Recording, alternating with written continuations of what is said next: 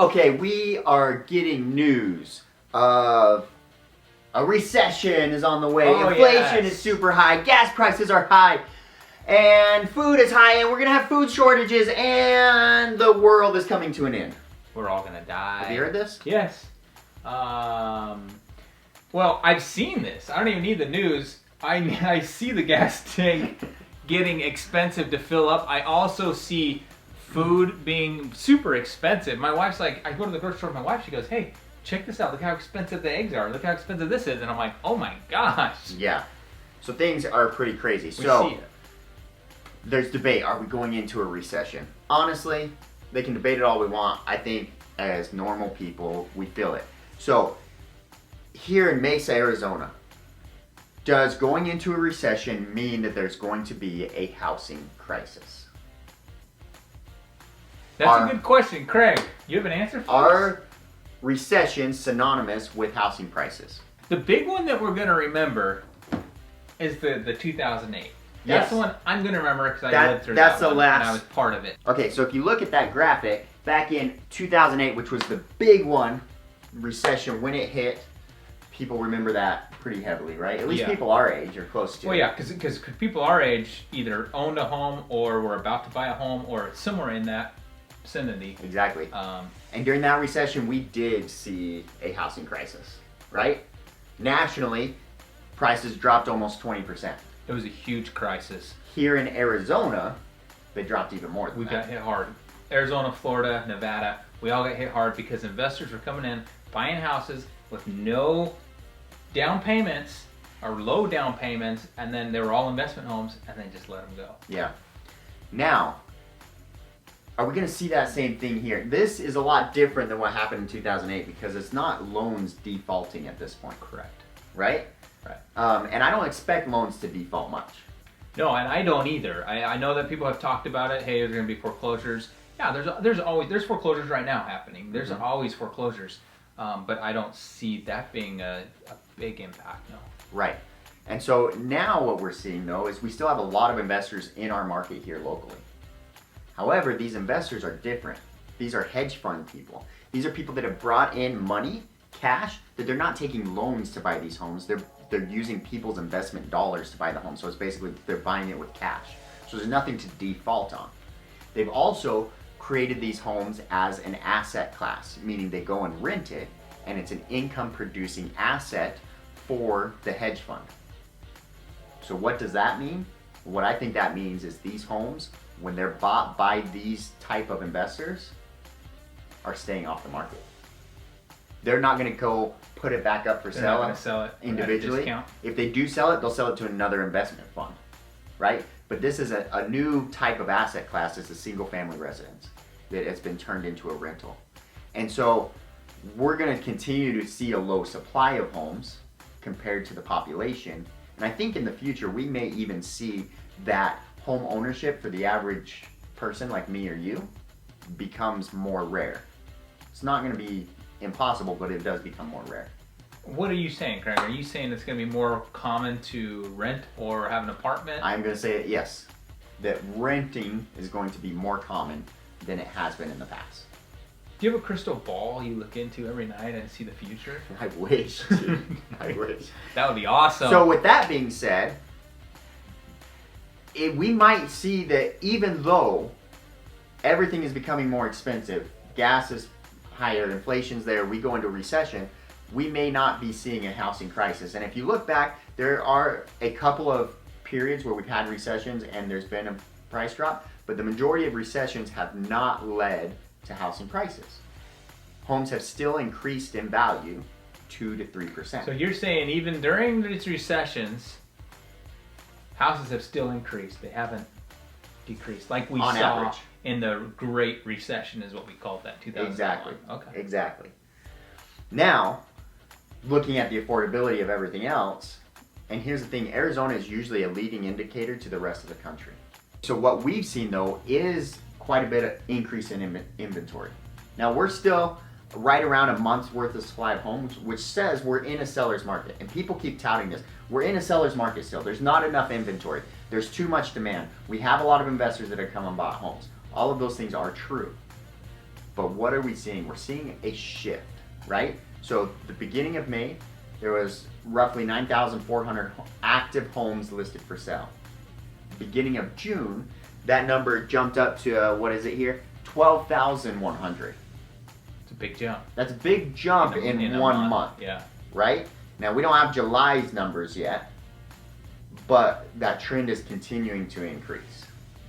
Okay, so as we get more homes on the market, what's that going to do for prices? Are we going to see a price drop here locally? Interesting. Yeah, and I can see, obviously it's a supply and demand thing. Mm-hmm.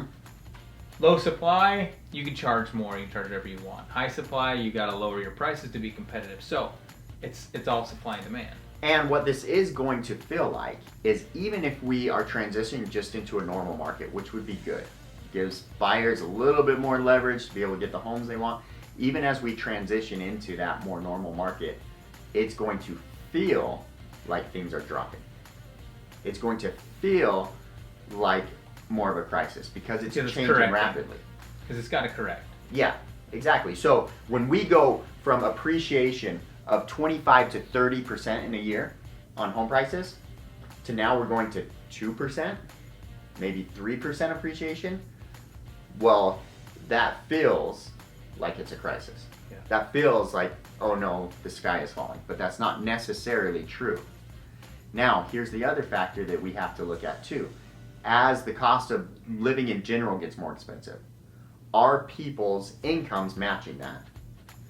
And then the other thing that's affecting affordability is interest rates. Right, and with interest rates, I mean, the Fed has just been increasing rates. They're going to keep doing it the rest of the year.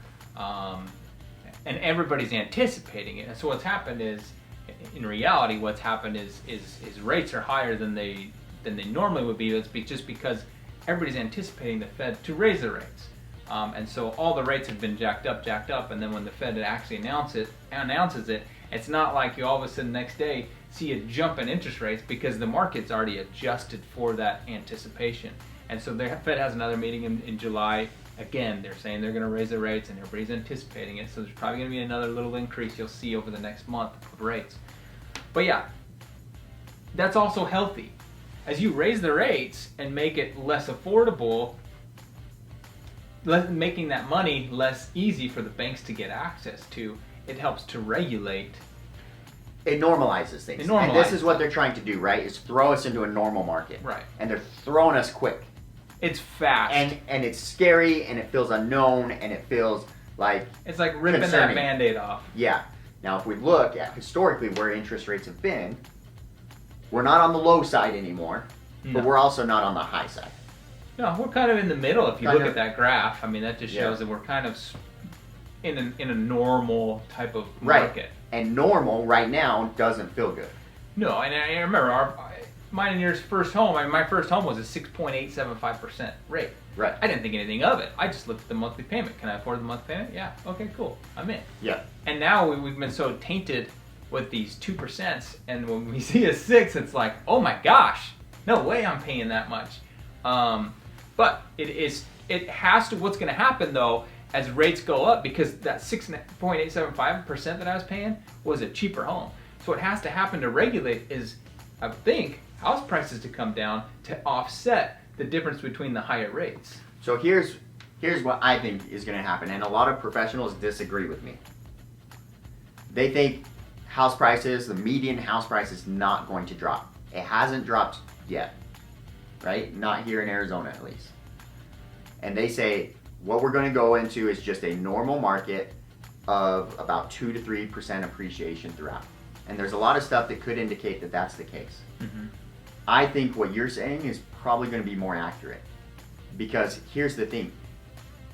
As those interest rates have increased as rapidly as they have, and home prices have already, reached a very high point, the affordability becomes a major factor, especially when people can't put gas in their car. Right. So when that affordability just outstrips people's ability to earn, look, a $400,000 house or a $500,000 house 6 months ago is going to cost them in a monthly payment that's probably 25 to 30% higher. Yeah, it's going to be a lot higher. Yeah. And so what I think is going to happen is we are going to see a reduction in the price of homes of probably somewhere in the range of 10 to 20%. I'm kind of pulling that number out of thin air. Like, I don't have anything to indicate that that's how much things Well, are what gonna... did your ball say? That crystal ball you That looked crystal at? ball that I You have. got it this My morning? magic 8 ball. Yeah. Or house price is going to go up. But I base that off of the affordability of where interest rates are going to be, right? If you're now paying with a 6.5% interest rate, your monthly payment is going to be in that range. So even though we will see in my opinion, we'll probably see some house prices fall, the affordability of these homes is not going to increase. Does that make sense? Yeah, because Because your monthly payment is still going to be higher due to the I increased can see interest that. rates. Yeah. Yeah, and that makes sense. Now, I don't think that's a reason to panic. I think it's just important to know what's most likely to happen.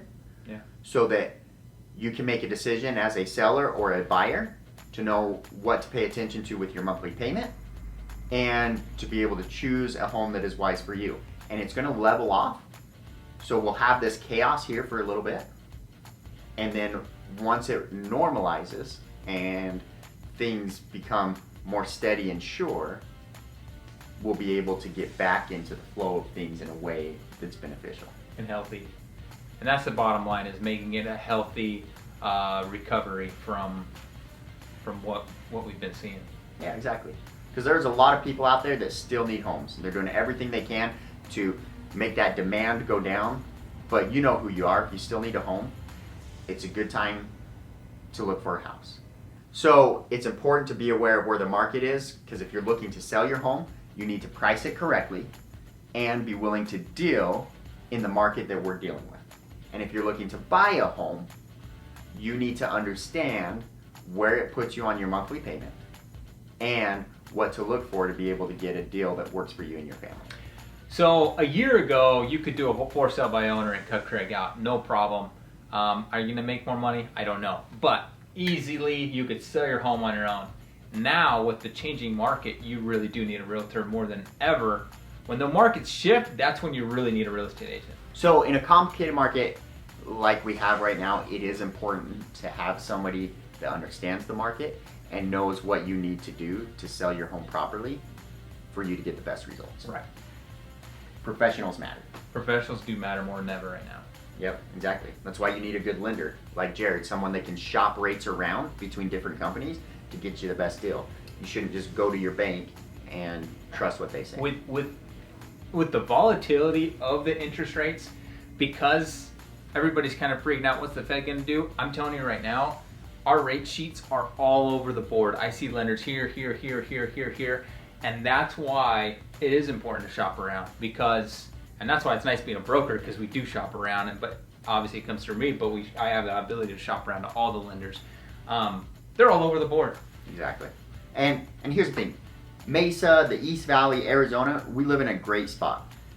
Yes, I am telling you, I think we'll see a little bit of a reduction in prices, which for the people living here, they're probably grateful for, because it allowed some buyers to get in that haven't been able to get in. Yes. But with that being said, we live in a spot in the country that is very desirable to live in.